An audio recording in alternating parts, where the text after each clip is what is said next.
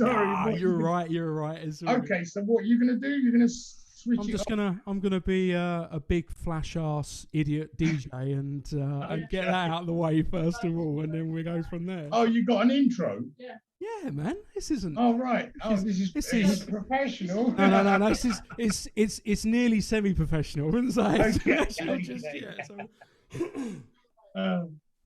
Hey guys, welcome to this next instalment of With Bass in Mind, and it's a special one this time out.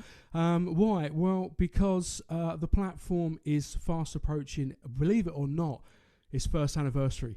With Bass in Mind is already 1 year old, and for the guys that have kind of been tuning in and following the podcasts and following all the transcriptions and the lessons and the articles and all the general bass posts that go up on the internet, will be very aware that when we launched the site, the very first transcription that got posted was of a little chap called Norman Watt-Roy, and his work and his endeavours with Ian Dury and the Blockheads.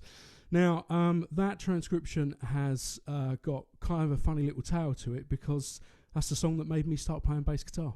And I remember going into my very first ever lesson, and I sat down and went, yeah, I want to play this transcription. And I think it was on cassette back then, might have even been on LP or something, I can't remember. Down it goes, and my teacher looked over me and went, yeah, good luck, I can't even play that. So it was a good start. Guys, can we please welcome to the channel Norman Watt-Roy. Hello, Norman, how are you, mate? Hello, Phil, nice to be talking to you today, yeah. You've done the same what everybody does. Every time we do these interviews, we have 20 minutes to chat, to chill out and get to know each other, and then I press record, and everybody sits up straight and goes, hello, Phil, how are you? All of a sudden, Norman, your posture's got so much better. I don't know what's happened. Right, yeah. Well, yeah. I'm trying to be as professional as you. No, it's all good.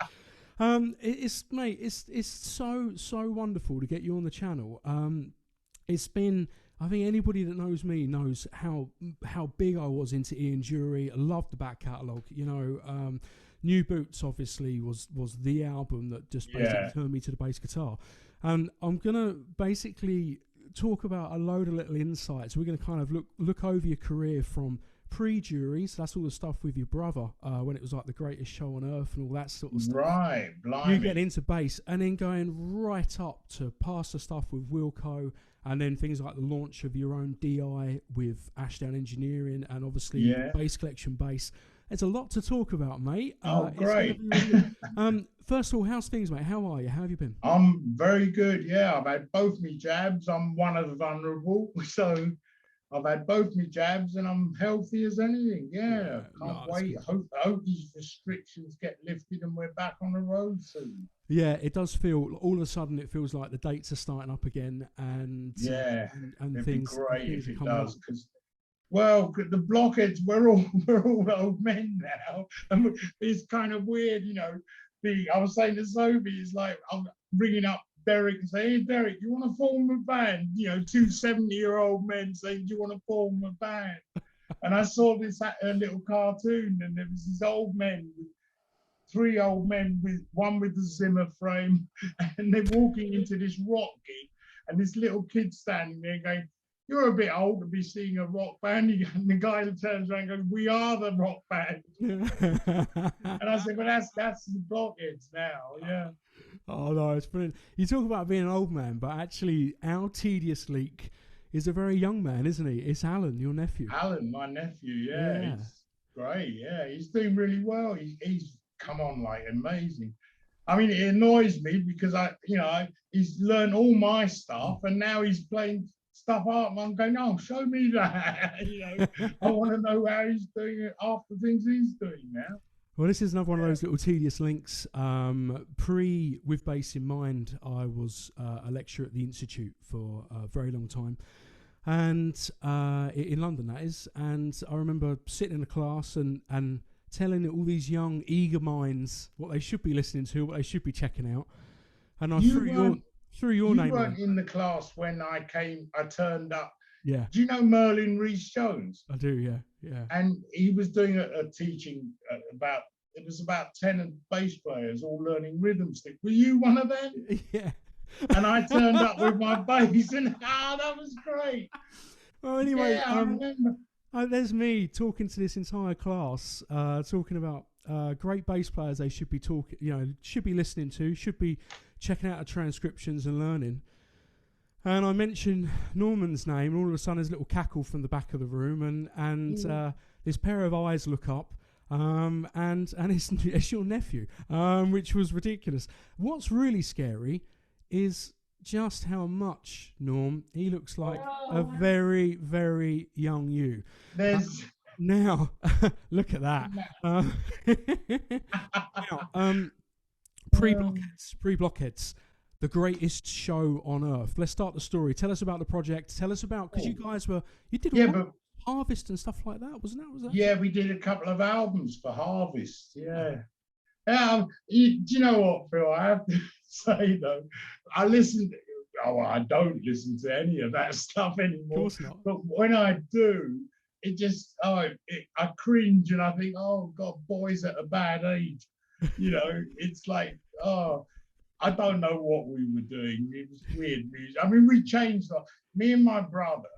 My brother plays guitar. He played with Q-tips, but his first bit of, I suppose, the first bit of success he had was when he played with East of Eden. I don't know if you've ever heard of him. Yeah. Dave Arbus and was on violin and oboe, and Davy Jacks on bass, a Scottish guy. Great bass player. I used to love his playing as well, and great singer. He sounded like Stevie Winwood or someone, Yeah, nice. He had one of those voices. Yeah, and they had a big hit with a funny song called Jigga Jig. It was their hit, but this is going back to the 60s. Yeah, basically, me and my brother, I started playing rhythm guitar when I was 11. Right. And my brother's 2.5, 3 years older than me. He was the lead guitarist. So we were learning anything that we liked, that we heard on the radio. Basically, it was all Shadows and learning all those songs, and I was playing rhythm. But my brother, there was a friend of his who'd left school and just got a job. And at the music shop, this is going like in Harlow, in Newtown we lived, and in Essex. And the music shop at the town centre just got in a top 20 bass and an amp. And it was about 25 quid for the two. And my brother said to this mate of his, who just started working and was getting money every week, said, you could join our band if you bought that, because we need a bass player. So he goes, I can buy that. And he bought it and he joined the band. But my brother forgot to ask him, can you play? And he never held a bass in his life. So my brother says to me, show him what to do, Norm. So I was telling him, right, just simple lines like, for example, in the midnight hour, everyone like, boom, dum, dum, dum, dum, dum.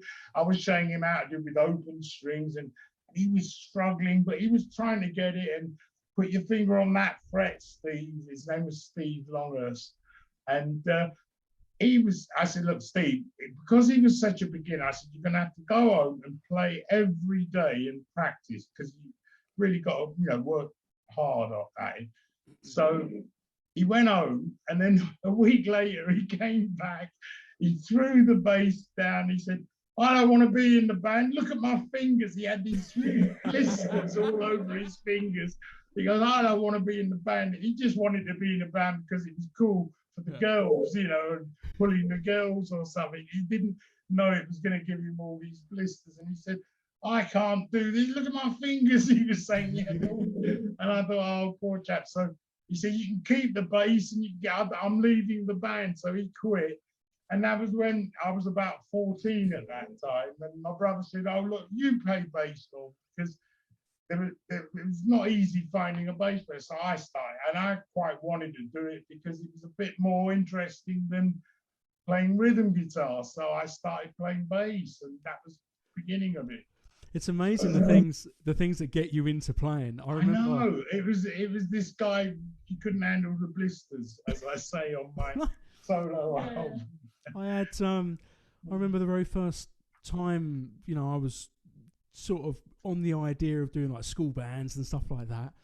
And I was like, oh, I might treat myself to a bass guitar, you know, and get stuck in. And I went to see one, and the bloke that was selling it said, he goes, "Oh yeah, Philip, yeah, nice to meet you, mate." He said, "I'll tell you what we're going to do." I said, "What's that?" He said, "You can have the bass for free." I said, "But I've come to buy it off you." He goes, "Yeah, you can have the bass for free." I said, "Oh, cheers, mate." He said, "Providing you take the amplifier." And I went, "All right, okay." So he goes, "Come on in," and he went down the garage, and it was like an old H&H Electronics from the 70s, which for the guys these days that have the little Class D stuff or your preamps from Ashdown, this thing was like a double fridge. It was massive, you know? And I turned up in this little Mini. It's like, it's never going to get in the back of that thing. I'm never going to get it home. So yeah, you can have the bass for free as long as you bought the amp. Oh, that's good. So we got in from bass there, but how does, I mean, obviously everyone's going to kind of associate you with the Dury years, know about the Blockheads stuff, which we'll get onto that. But before we start talking about that, well, as I say, we had a few bands at school. The first band we ever had was just basically a three-piece: Garth, my brother Garth, me on bass, and a drummer. And we started playing at the youth clubs up at school and stuff, and we just, anywhere we could get we actually even talking about pumping gear and getting it in cars. We didn't have any cars, but none of us drove, so we had a go-kart, and we actually put our equipment on the go-kart and pushed it all the way up to the church hall so that we could play at the youth club. And we had to make like 2 or 3 trips with all the equipment, but that was just the eagerness and the passion we had, like, to play anywhere, you know, anywhere that wanted. We used to rehearse in our garden in the summer, and all the kids would come and sit on the walls, and that's what kind of got attention from the local newspaper. They came down to see what all this big crowd was listening and watching, and the guy from the Harlow Citizen said, "I could get you a gig at the Odeon at Harlow if you want on Saturday morning, you know, the Saturday morning pictures." So we went, "Oh, great." And that was our very first gig, playing at the Harlow Odeon in 1962 or something it was. Wow. And at the Odeon, to all our friends that used to go to the pictures on Saturday morning. It was great. I don't know what it was about back gardens. And playing.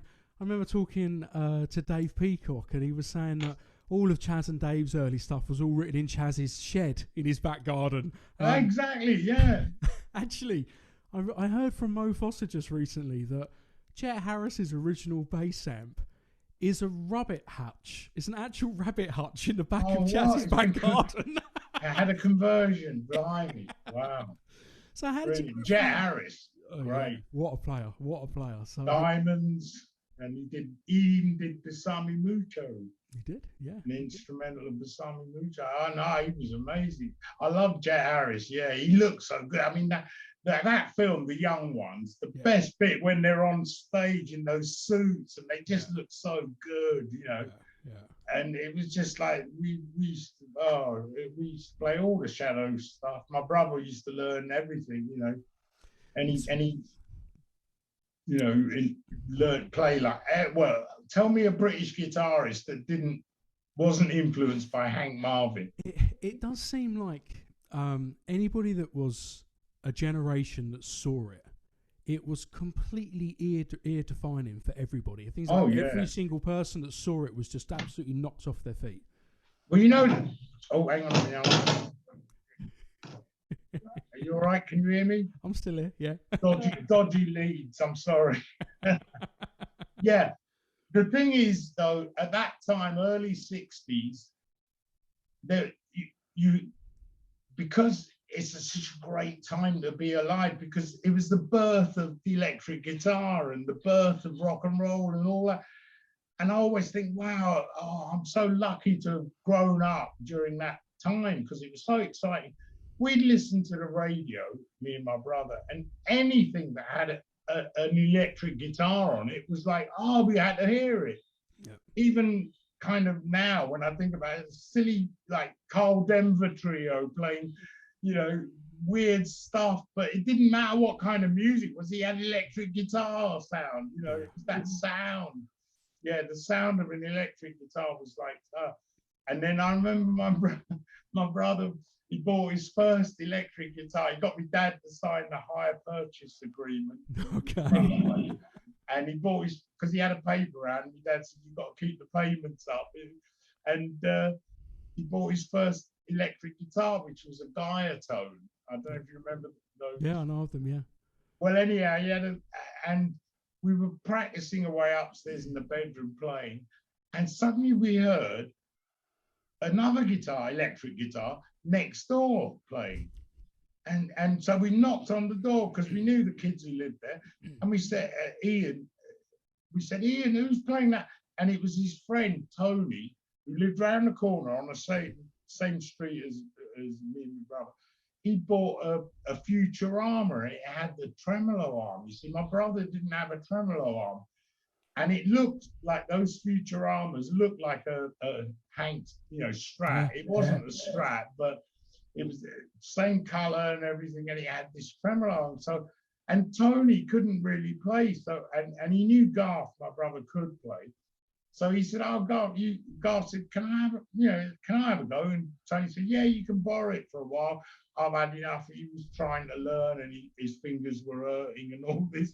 So he said, "Yeah, you can borrow it." So my brother borrowed it, and we were playing, and Garth loved it because it had the tremolo arm. And he was playing. We were doing Dance On, that Shadow Cigar. Yeah. And he was going with the tremolo arm, and suddenly it snapped off.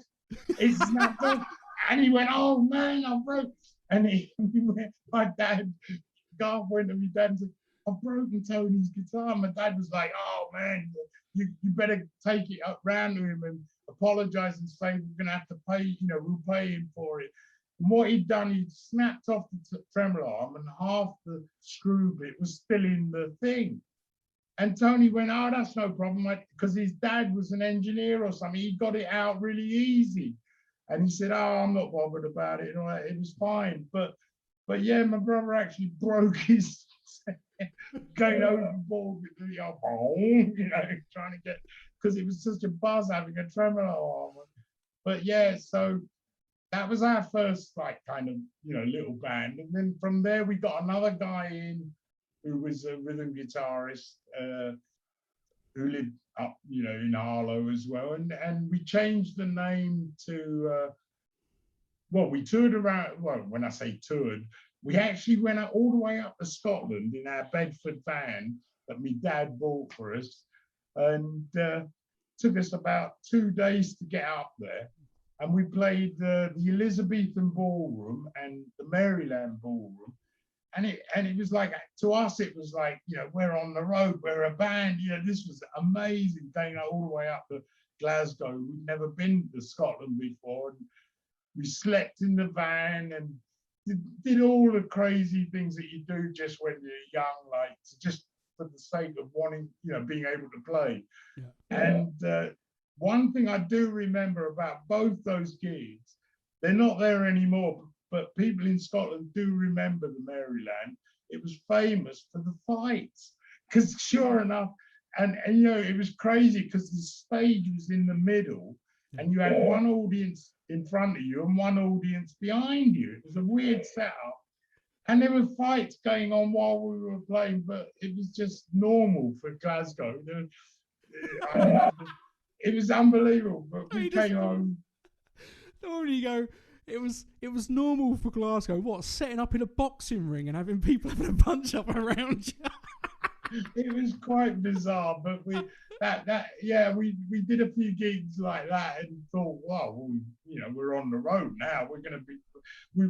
We couldn't wait to be professional. We said, my brother's left school and he had a job for about, I don't know, a year or something doing installations, heating installations, but he'd had enough of that. And my dad always the good thing is my mum and dad were both musicians. My mum used to teach piano at school and stuff, so she was trained musically to read and everything. my dad just played by ear, but he was so good. He could get on the piano. He played guitar and piano. He could play anything. And, you know, someone said he was one of those guys that I think my mum always says he only played on the black notes, because anywhere you play, it's a chord, you know what I mean, on the black notes.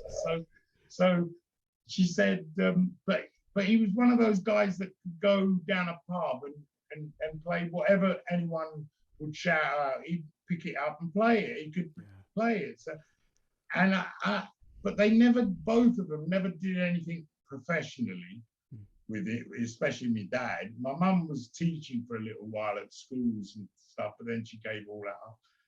And she tried to teach Garth and myself to read and stuff, but we weren't interested in that because we found it was much easier and quicker to do it by ear.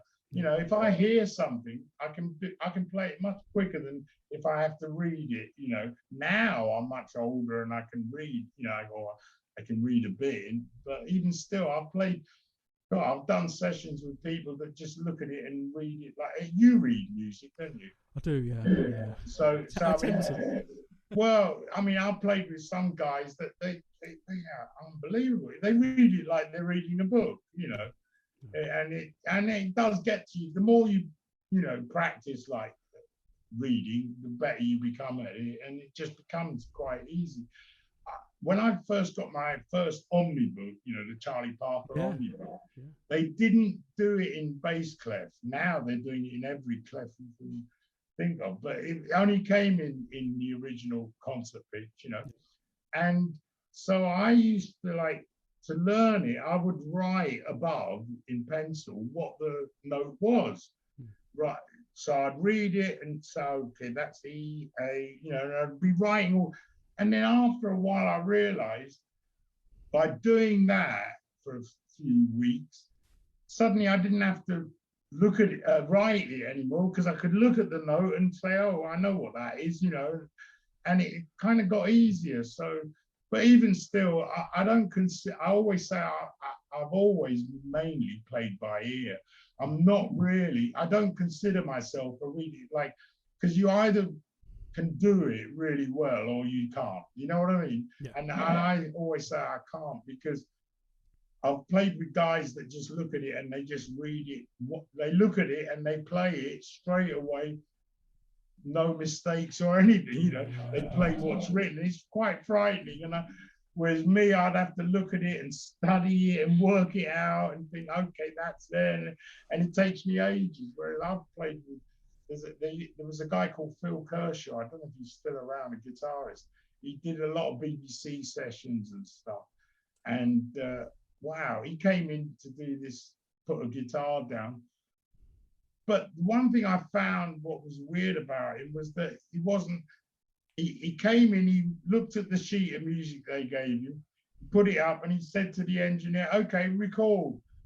And he just went through it the first time and he played it note for note perfect.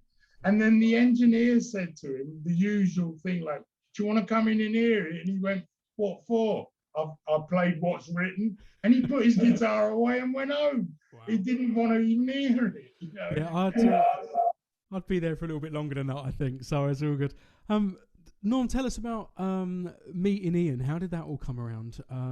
Well, after the school bands and stuff we had, then my brother joined East of Eden, and I was looking for someone to play with, and I met up with a couple of Scottish guys who had a band called Glencoe.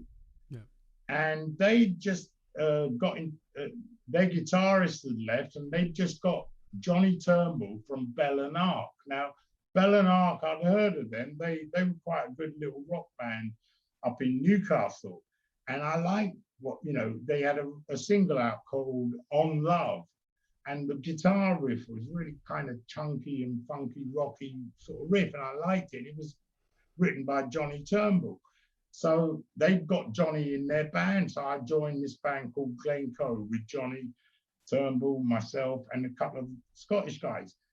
And then we toured around. We made a couple of albums for Epic Records. And we actually, Miles Copeland was managing us. So he took us over to America. We did a tour with Steve Miller Band. We did a tour with B.B. King, Edgar Winter's White Trash. We did some amazing gigs in America. We spent a good 2 months, 3 months in America doing all these gigs, and we thought, wow, this is brilliant. But and that's where I met actually Gerald Johnson, Steve Miller's bass player. He's a left-handed bass player, and he taught me a lot. He picked up my precision and just turned it round and started playing.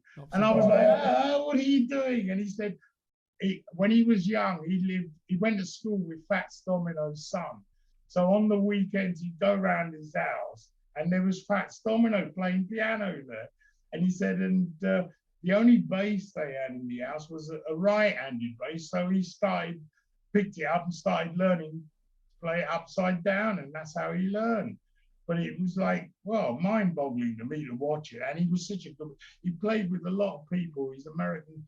I don't know, he's still around now. He still plays with Steve Miller occasionally. I've seen him playing live with him, but he did lots of sessions of Sweet Inspirations and a few other Motown bands and stuff. He's a lovely guy, and he taught me. He was about 5 years older than me or something, but he was really encouraging, and he taught, because we toured with Steve in America and stuff, we became friendly, and he taught me such a lot.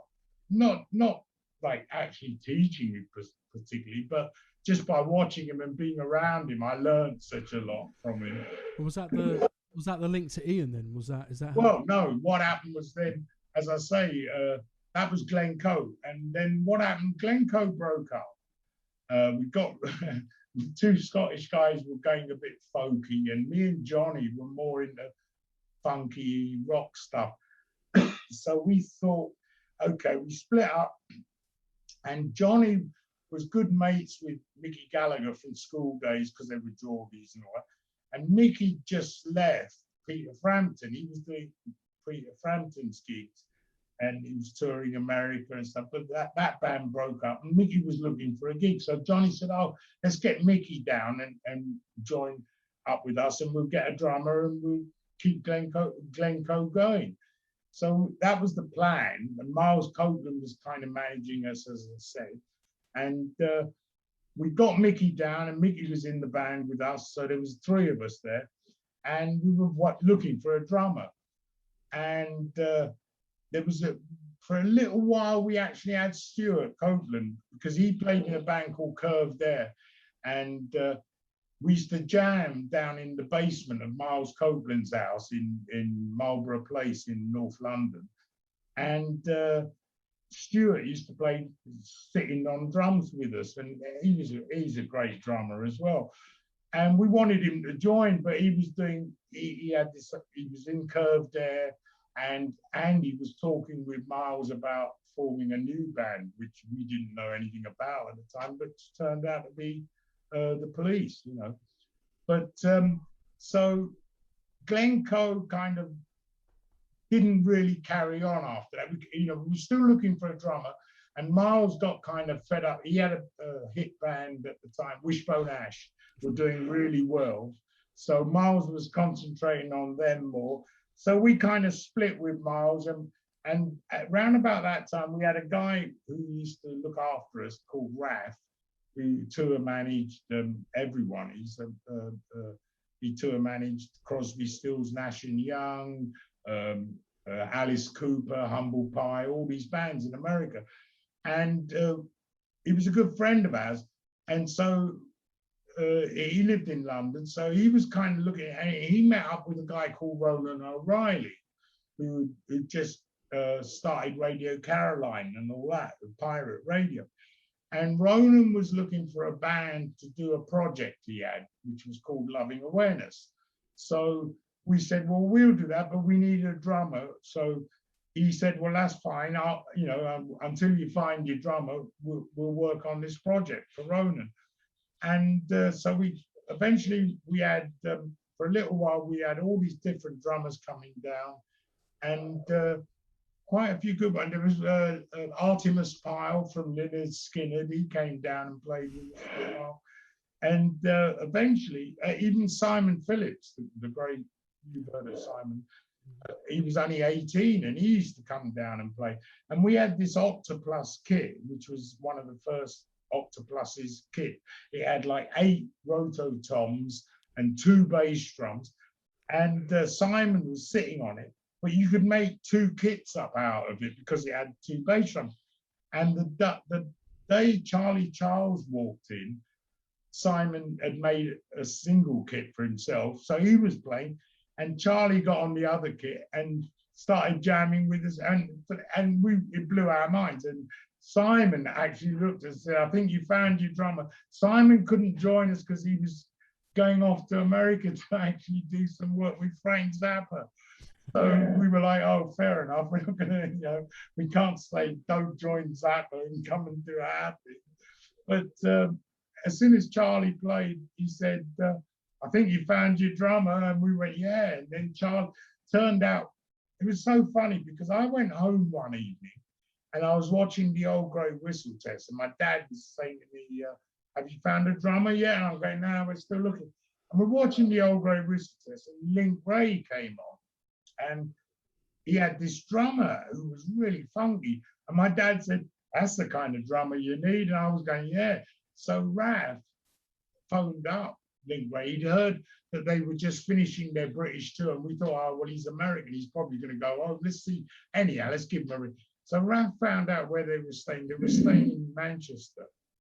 And they finished their last gig, and Link was going back to America. And Raph got through to this Charlie Charles.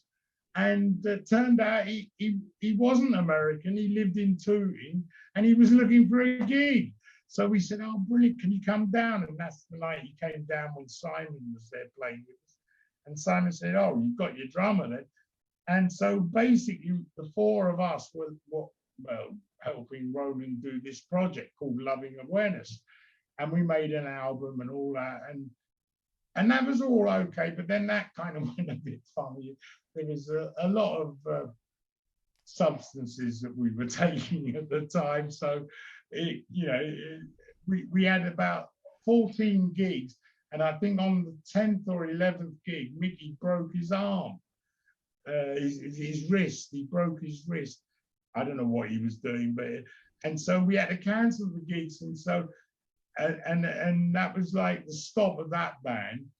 And being a rhythm section, me and Charlie were often getting asked to do songwriters, can you come and put some bass and drums on their material? And most of them were either guitarists or keyboard players, so they didn't need Johnny or Mickey or anyone, so they would just use us. And so me and Charlie were doing a little session for some songwriter down in a little studio called Alvic in Wimbledon. And it was run by 2 guys, one called Al and one called Vic. And Vic happened to be a drummer who played with Alan Bownset, who I liked and my brother used to like in the 60s. They were a good band. And Vic said, do you know a guy called Ian Dury? And I said, yeah, I've heard of him. He played with Kilburn and the Iros. He said, well, him and his keyboard player, Kilburns are not going anymore, and they're looking for a rhythm section. And I think you and Charlie would be ideal. He'd really dig you. Would you come down on Monday and meet him? So we said, yeah. So we went down, and that's the first time I met Ian Dury. We went down this little studio, and basically, I always say funnily enough, Ian was sitting at a table and he had all these sheets of paper around him with these lyrics written, and they were amazing. But I looked at him and I said to him, his head looked really big for his body. And I said, I'm not being rude or anything, but your head is massive and you've got this tiny little body. He went, yeah, I've got polio, look. And he opened his shirt up and he showed me. And I was like, oh, right, I get it now, right.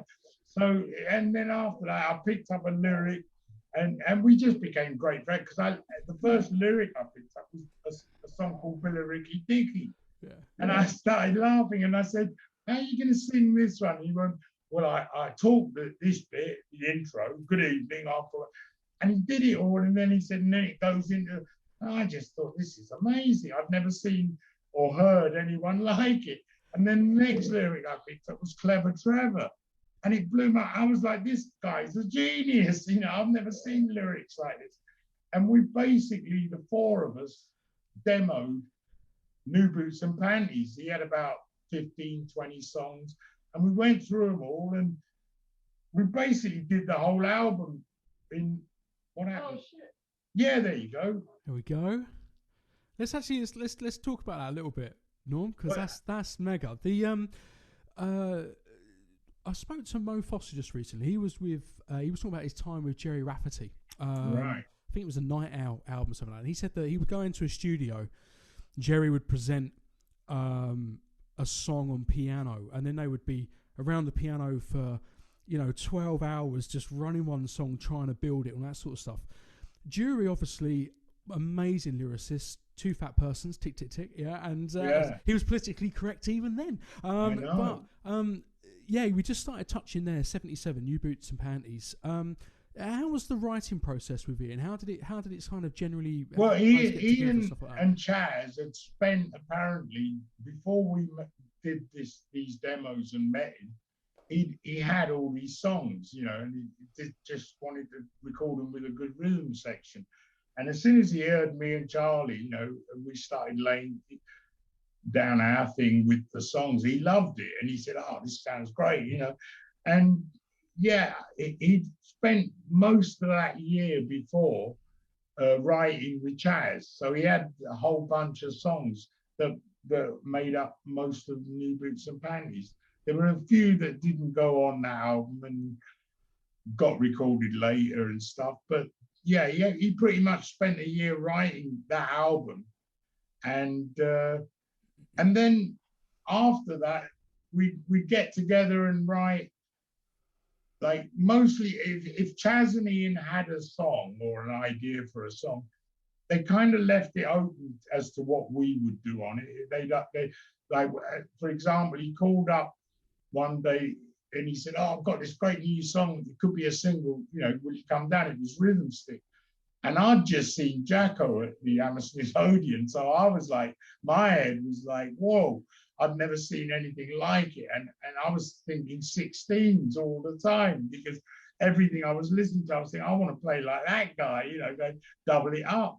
So I started playing this doubled up thing on Rhythm Stick. And at first, Chaz was a little bit more, might be a bit busy. And I'm going, no, give it time, let it, sink in, you like it. And sure enough, he loved it after, a little while hearing it a few times. But yeah, the good thing was we had a free rein pretty much as to like what we did. And it's always been like that. So I contribute to writing. I've always said, I'm not really a songwriter as such. I don't sing. I don't profess to be a singer or write songs or lyrics. I leave that up to like people like Ian and Wilko, because they're good lyricists. And I contribute with ideas musically, if you know what I mean. So it was like that. It's always been like that with the Blockheads, I just listen to what they've got and I think, what would I do with it? What can I put on it? You touched on Hit Me, which is obviously an obvious sort of transition, something we chat about. I was actually surprised because I always associated you with a long-term use of you had a 62 Jazz, I think it was a pre-CBS. That's right, yeah. But actually, Colin Greenwood's got that now. He bought it off me. But this was there's Patty, yeah. Hit Me Rhythm Stick. So tell us about the bass. It's got a name. That's the one Patty bought for me. My wife of 38 years. She bought me that in 1972, brand new. It was hanging up in TW Music, and it was 160 quid. And like I said, I had 60 quid. And I gave that on to the guy straight away. I said, look, put that on it. I'll get the other 100 for you. And I ran home and I said to her, I need 100 quid. And she gave me the money and I bought it. And that's the bass that played on pretty much everything, really. Yeah. That's a Tokai. Can you believe? That's your Tokai, yeah. That's about one of those ones. Well, when the first time me and Wilko went to Japan, they started giving us free Tokai guitars. We'd come home from Japan with like 2 guitars each. We thought, this is great. You know, every time you go to Japan, you get given a top eye, buddy. And I quite liked them at the time. They weren't bad basses, you know. But yeah, it was getting something for nothing was like, whoa, you know. Tell us about the day with the Precision. Hit Me's being recorded. What was the vibe in the studio like? What was tell us about the day. Oh, it was just I think we only when I think about it, we did it at Workhouse on the Old Kent Road, right. And it was Laurie Latham producing it, engineering and producing it. We did it pretty much live. It was it was just one of those tracks that just happened. I think we only did about 3 or 4 takes, and usually it was either the first one or the second one that we ended up using. You know, you try it again and try it one more time, and weren't going anywhere, so we listened to what we got, and yeah, and it just kind of came together quite easily. So it was complete live, just everything live, packed up in one room, and you went for it, or was there? Yeah. Well, when I think of the whole doing before Rhythm Stick, doing New Boots and Panties, that was just the 4 of us: Charlie, me, Ian, and Chaz. And we finished the whole album. Chaz was doubling on guitar and keyboards, and then we got in. Davey Payne came in to do 1 track on sax as a session, and Jeff Castle, jazz musician that was a friend of Ian's, great player. He came in and put some synthesizer on the album. And Ed Spate, do you know Ed Spate? I know of him. Yeah. He's a great jazz guitarist. He's a fantastic player. He came in and put some couple of, I think he did Billeriggy, was it Billeriggy, or I don't know, he did a couple of tracks. My Old Man he did as well on guitar. But basically the album was made by 4 of us. And the thing at that time, we were with Black Hill and Stiff Records were next door. And funnily enough, Stiff had only just formed by borrowing Dave Robinson and Jake Riviera. Dave Robinson used to be Dr. Feelgood's roadie in the early days. So, and they were doing quite well. And Dave Robinson and Jake Riviera went to Wilko and Lee Brillo and said, we want to start our own record company. And Lee Brillo said to Dave Robinson, how much do you need for that? And he said, 500 quid. So they got their checkbook out and they wrote 500 quid and gave it to them. And that's how they started Stiff Records. And the whole point of starting Stiff Records was because Jake had Elvis Costello. Black Hill were looking after Ian and the Blockheads. There was Reckless Eric and Nick Lowe and Larry Wallace, 5 guys that we'd all made an album. Elvis had made an album, Ian had made New Boots, but we couldn't get a deal for it. None of the majors were interested. So we decided, that's when Dave and Jake said, well, look, we'll form our own record label. We'll put these out on our label and we'll go out as like the old Stax show. Everyone plays 20 minutes, we go out and that was the first Stiff tour. So when it came to putting a band together, me and Charlie said, well, look, we've got Johnny and Mickey, who we've been working with in Loving Awareness and stuff, to join. And Chaz and Ian knew Davey Payne because he was in Kilburn's. So they got him in, and basically it came together really easy, that the band was together. And that was what made us really successful, because all the other bands on the first Stiff tour were newly formed. Well, we'd been playing together for like a couple of years as Loving Awareness, the 4 of us, Johnny, Charlie, Mickey, and myself. And Ian and Chaz and Davey had been together in a band. So we sounded a lot tighter than all the new bands that were being formed. And I remember when they heard us, like when Elvis and Nick Lowe and all that. They heard us go, bloody hell, they're a bit good for a new band, you know. But, you know, they didn't know we'd already been playing together for a couple of years. So we were, you know, a bit tight. And that's why Sex and Drugs and Rock and Roll became the anthem of that tour. And no one wanted to go on after us because they couldn't follow us. And so it all changed. Instead of, we started out the tour rotating the bill because everyone was doing roughly about 25 minutes because there was 5 acts. And, towards the end of the tour, we had to close the show every night.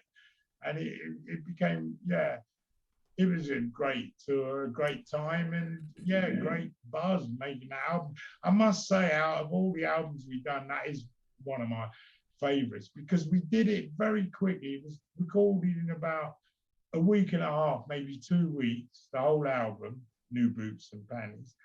And it cost maybe about $5,000 or something, you know, and it came out and I still love it because it's got a rawness to it that I like, you know.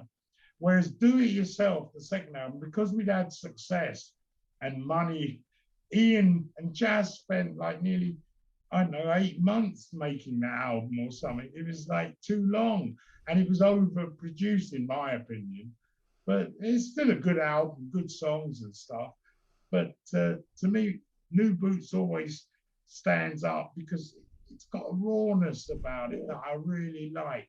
There's an earthiness to it, and and the songs are so good, you know. And I liked it because it was done quite quickly, you know.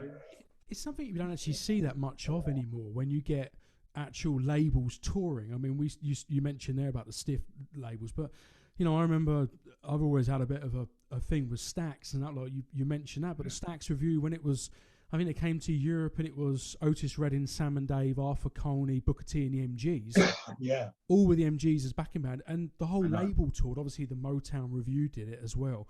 Yeah. New Boots 77, Rhythm Sticks 9.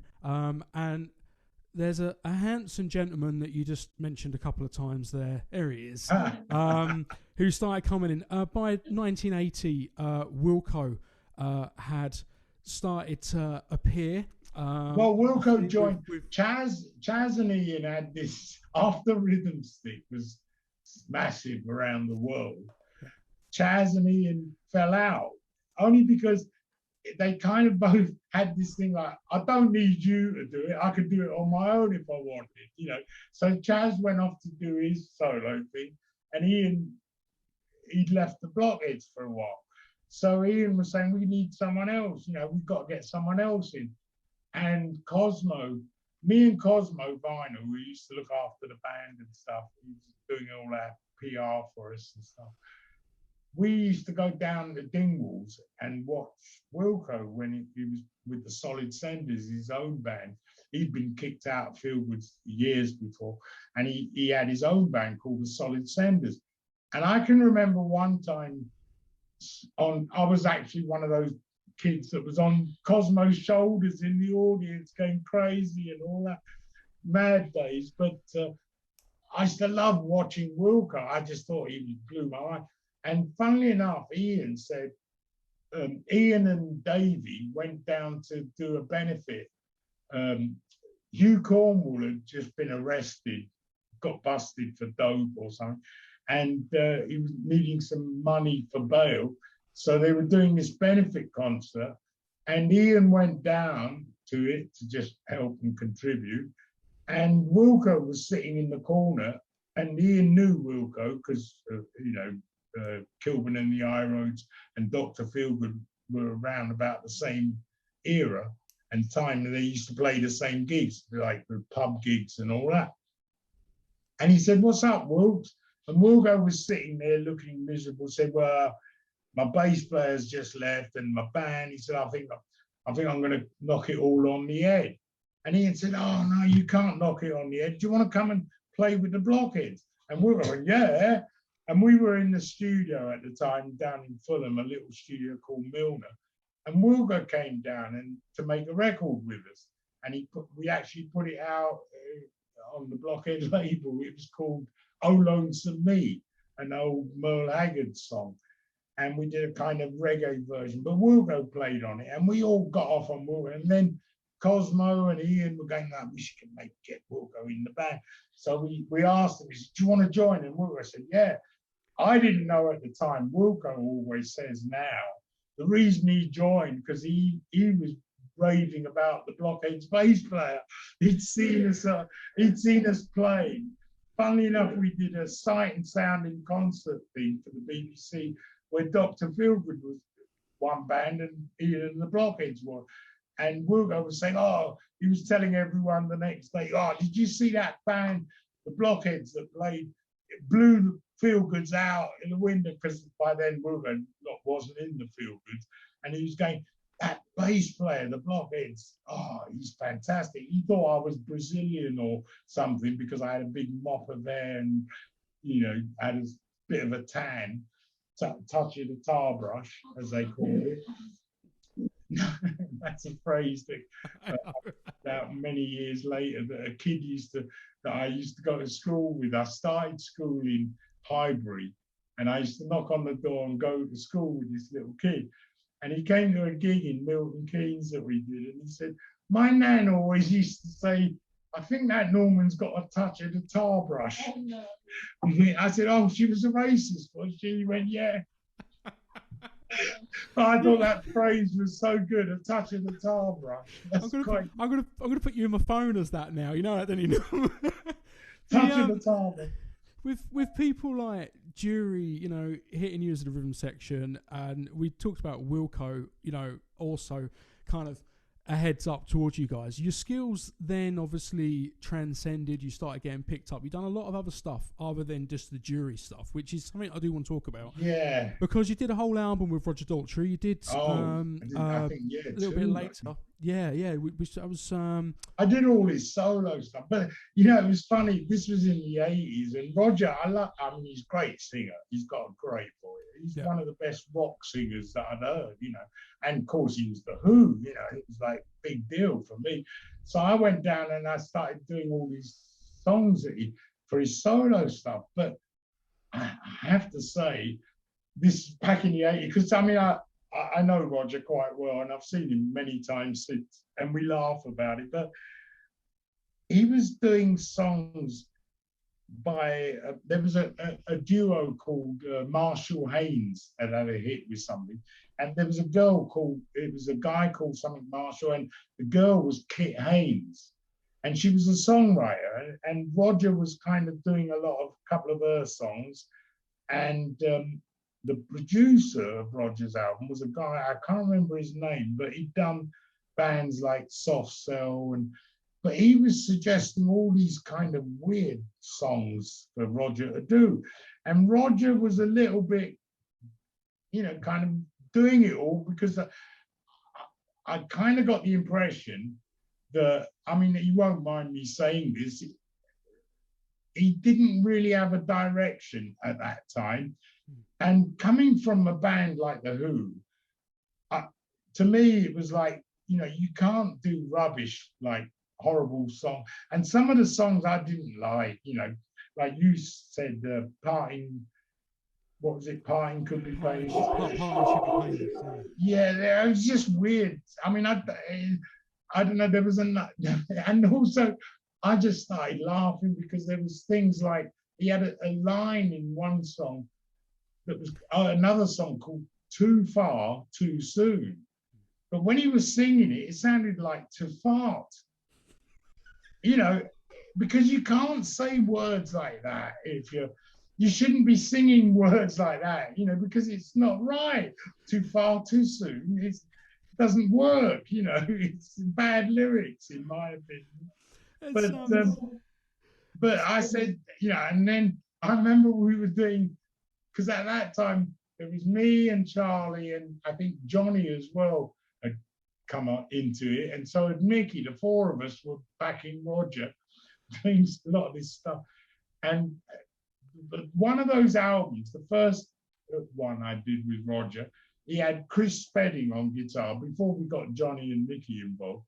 he had Chris Spedding on guitar, Alan, an American guy on drums who played with Daryl Hall and John Oates, and Mickey Gallagher on keyboards, and me.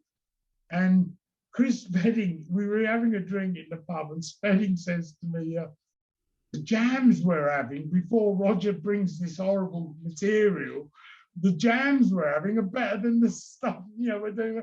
And I said, yeah, but you can't say that to Roger. You can't tell him. But it came to a point we were doing Pebble Mill at 1 in the afternoon up in Birmingham or somewhere live. And Roger said something in the dressing room about, how about doing some live gigs? And I went, okay. I said, yeah, it'd be great. I said, but you've got to get some better material, And he kind of went, what do you mean? And I said, well, to be honest with you, Roger, I said, some of these songs are crap. I said, I don't like. And he was like, he said, well, he just had, he was doing Leo Sayers songs and things like that. I'm a one-man band and all this, and I'm thinking, no, you've come from the Who. You're one of the, greatest rock singers in the business. Why are you doing all this rubbish? And he kind of got offended a bit because he'd had a bit of a hit record with it, and he was like, "Whoa, what do you mean?" And I said, "Well, I said to Roger, I said, well, when you started singing, who were your influence?" He said, Muddy Waters, Howling Wolf. I said, well, let's cover some of them songs. And he kind of went, well, maybe. So that all fell apart. We didn't do anything live because I didn't like the material. I said, I don't want to go out playing I'm a one-man band with rock. I said, and also I was trying to tell him it weren't good for him because when you come from a legendary band like The Who, you don't want to be doing stuff that everyone's going to go, what's this? This ain't Roger, what we expect from Roger. And so we never did anything live, like tour or anything, and left it at that, basically. But many years later, I bumped into Roger when I was playing with Wilko, and he wanted to make an album with Wilko before he died. And Wilko said, well, you better hurry up because they've told me I'm going to die in 6 months. So we better make it quick. So we did. We went down Rockfield and banged out. Well, first of all, we went to another studio that Roger knew somewhere down in Kent and made the Going Back at the Home album, which did really well. But even that, I mean, before we did all, basically it's Roger covering a load of Wilko songs. And there was supposed to be a part 2 because he only did half of the songs. There's a load more he could have done, but it wasn't easy getting Roger to do it all because, he thought he couldn't sing like that. But we said, just sing it your way, do whatever you want to do on it. And eventually he did, and he did great. It did end up being a great album. With such a great catalogue, we talk about, Dury, we talk about there was time obviously with the Clash, we spoke about that earlier on before we was recording. We talk about Wilko stuff, we talk about Roger Daltrey. There is a unique aspect to your career though that I can then talk about, and that is looking back on it. How was it knowing about things like this eventually being released, which is obviously, this was Andy Serkis, the Sex and Drugs and Rock and Roll, the movie that was made about Dury and stuff. How does it feel looking back kind of at your career and then seeing yourself portrayed or a part of it? Well, funnily enough, me and Derek the Draw, who sings with us now, who was Ian's best mate, and we said, look, Derek, if we're going to do, when Ian died, we didn't do anything for nearly 9 months, nearly a year, because he wasn't a singer as such, and you couldn't replace him. We couldn't get another singer and say, oh, we've got a new singer, because Ian was so unique. He basically was a showman, and he talked his way through our records. He always said he was a wordsmith. He wouldn't call himself a singer. He'd say, I'm a sprouter, I'm a wordsmith, And so we couldn't see any future once Ian died. It was, to us, it was, oh, well, that's it, finished. But we had a lot of hits on the website of fans saying, please do a gig, we'll come, you know, we'll support you, we'll keep the music alive and everything. So, and we had all these people like Phil Jupiter's, Keith Allen, Mark Lamar, all these fans that we've known for a long time, because Phil Jupiter's used to come to the gigs when he was, you know, a little boy. We all little fat Phil down the front there, or singing all the songs. You know, he knew all the lyrics. So he said, hey, he'd come along and do a few. Derek the Draw, Ian used to make Derek, because Derek looked after Ian for 20 years before he died.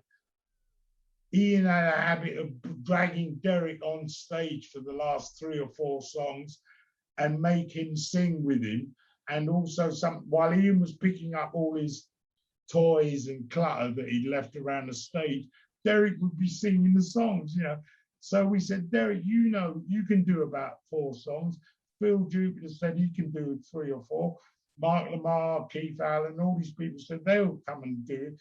So we said, all right, let's give it a go. So the very first gig the Blockheads did after Ian died was at Dingwall's, and it sold out, and it went so well that we thought, oh, well, let's keep going. Let's do some more. Because at that time, there was a lot of tribute bands, but there wasn't one to the Blockheads. And we thought, well, no one's we'll keep the music alive, because we were still quite proud of our stuff. And we thought, well, you know, we might as well go out and do it with Derek singing. And the fans kind of accepted Derek because they knew him for the last 20 years, seeing him every night at the gigs and stuff. So they accepted that Derek was Ian's mate, and Ian and Derek would get together. Derek was a bit of a poet as well, writer, and Ian would often nick stuff that Derek had said, write it down and use it in lyrics and stuff. So we said to Derek, look, you know, we'll put music to your poems and your writing, and that's how Derek became our singer. About the film, Derek, you can say. Yeah, this film, me and Derek, we went to the premiere to watch Sex and Drugs and Rock and Roll. The thing, right, let me say this from the beginning. Sex and Drugs and Rock and Roll, the film, we thought, great, someone's going to make a film called Sex and Drugs. Then we found out the director of it was a 22-year-old guy or 23-year-old guy who was a mate of Baxter, Ian's son, who's on the front of New Boots. And nobody spoke to any of the Blockheads on the making of this film. And we found that a bit weird. They didn't get in touch with any of us to talk to us about it. And the only person they spoke to was Chaz, and they were asking him, was it okay to use the music, basically? And he said, yeah, fine. So that was the first thing that put a little bit of a frown on my face, thinking, well, how are you making a film about us and not talking to any of us or interviewing any of us? And then we went to the premiere to watch it. And I have to say, me and Derek, we were right up the back, and all the directors and all the people that were involved with making of it were down the front. And after about 10 minutes, I looked at Derek and I said, I can't handle this. And Derek said the same thing to me, because it was focusing on Ian's personal relationships and life, and it wasn't really anything to do. I thought, if you're going to call the film Sex and Drugs and Rock and Roll, we thought it was going to be about us and Ian on the road and all the great lyrics that Ian wrote and those songs. But this film was all about Ian's personal life, and his split up with his wife, and he had his girlfriend, and it was coming from Baxter, who was the mate of this director. And Baxter, when we think about it, he was only 6 at the time. So even, like, for example, the girl in the film that's Ian's girlfriend, Baxter sort of relates to her as the groupie. But that was Denise Roudette, and she lived with Ian for 18 years or something. You know, it was more than a groupie. But in Baxter's eyes, I suppose that's the situation. His dad was in this rock band, and he split up with his mum. And Ian would go and see his kids, who were Jemima and Baxter, every couple of months. Because in fact, Carol and Jenny, who were working for us at the time as secretaries and stuff, they used to take Ian to visit his kids and stuff. And it was kind of, you know, now after, like I say, 10 minutes into the film, I just thought, this is not about us or Ian on the road. This is all about his kind of personal fucked up life that he had. And I didn't like it. So me and Derek walked out, and we had to walk past all the people, yeah. But we went to the pub next door, we were having a drink. And after the film, they all came into the pub. And I said, you know, I thought it was a load of shit. I had to, no, I really did, because I've seen the film, the whole film. And I said, look, and I said, I was talking with Andy, because Andy was amazing. He did a great job. In fact, you know, he even spent 6 months with a caliper on his leg to get into like trying to be like, feel how Ian would have felt. And he did an amazing job. He even looked and sounded like Ian in the film. And he really did a great job. But he was let down really by the script and the story, because it kind of, if people went and saw that film, I wanted people to come away from watching a film about Ian and the Blockheads thinking, wow, that guy wrote some great lyrics, what great songs. But it was nothing about that. It was all about his personal, dark, you know, life that he had with all the fuck ups. And you're thinking like, what's that got to do with the band? He had nothing to do with the band or anything. I just absolutely love the thought of producers sitting there watching this presentation and then the band just leaving. Yeah. The other side. Norman, it's so lovely, mate. It's to sit down and hear so many great insights. These are things that people don't really know. But that's the whole point of In Conversation With. It's warts and alls, sit down, talk about it, break bread. Listen, since there's been, you know, like the Dury stuff and the Daltrey, the Clash stuff, there's been some great things released with you. Ashdown did your own preamp. We know that Bass Collection did a lovely tribute instrument to you. That's available as well. I put all the links. Oh, look, there is the prototype right there. Look at that. Prototype from, as it says on the front. I don't know if you see it. Bass Collection. We put all these links in the track. And even the plate. There you go, look. On the plate, it's got the Blockhead logo and it says 001. Cracking. So we'll put all this stuff up. The guys can go and check it out. I'm going to invite people to just look into your back catalogue and see everything you've done. Norman, it's been a privilege, mate, to have you on the channel. Oh, it's great. I've enjoyed it. It's nice to meet you eventually, because I did get a number for you a few months, well, might have been a few years ago now. Alan said to me, oh, this guy that teaches me, he'd love to talk to you and meet you and all that. He gave me your number, and I think I lost it or what. I don't know. You probably rolled it, mate. But I never got round to it. No, so it's great.